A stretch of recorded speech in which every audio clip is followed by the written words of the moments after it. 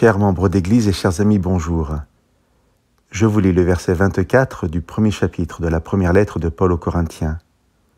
Pour ceux qui sont appelés par Dieu, juifs et non-juifs, le Christ est la puissance de Dieu et la sagesse de Dieu. J'aimerais que nous nous arrêtions aujourd'hui sur l'expression « ceux qui sont appelés ».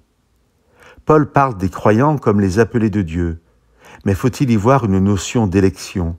Il y aurait-il parmi les êtres humains de ce monde ceux qui sont appelés et ceux qui ne le sont pas? Se cache derrière cette question la notion de double prédestination.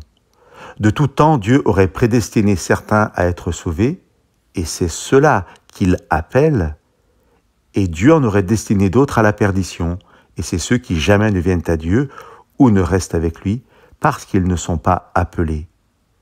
La réponse à cette question est non, et il faut comprendre l'expression « ceux qui sont appelés » comme ceux qui ont répondu à l'appel.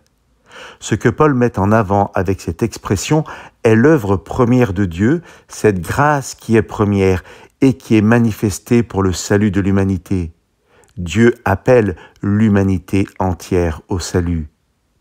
Au chapitre 1er et au verset 4 de sa lettre aux Éphésiens, Paul écrit « En Jésus-Christ, nous avons été choisis avant la fondation du monde pour que nous soyons saints et sans défaut devant lui. » La même question se pose avec ce verbe « choisir » et la même réponse est donnée.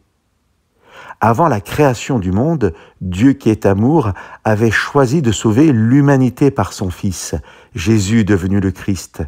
Qui que nous soyons, nous sommes les élus de Dieu et en tant que tels, Dieu nous appelle au salut, car l'élection concerne l'humanité entière. Je finis avec la fin du verset 14 du chapitre 17 du livre de l'Apocalypse qui nous parle de notre victoire.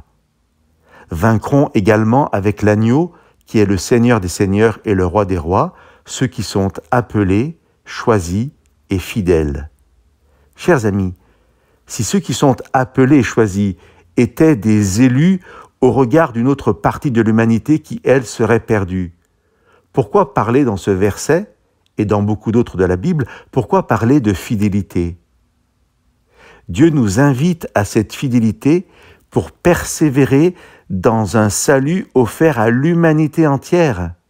Mais chacun reste et restera libre de répondre à l'appel de Dieu et de persévérer dans cette fidélité à son amour. Chers amis, Dieu nous offre le salut.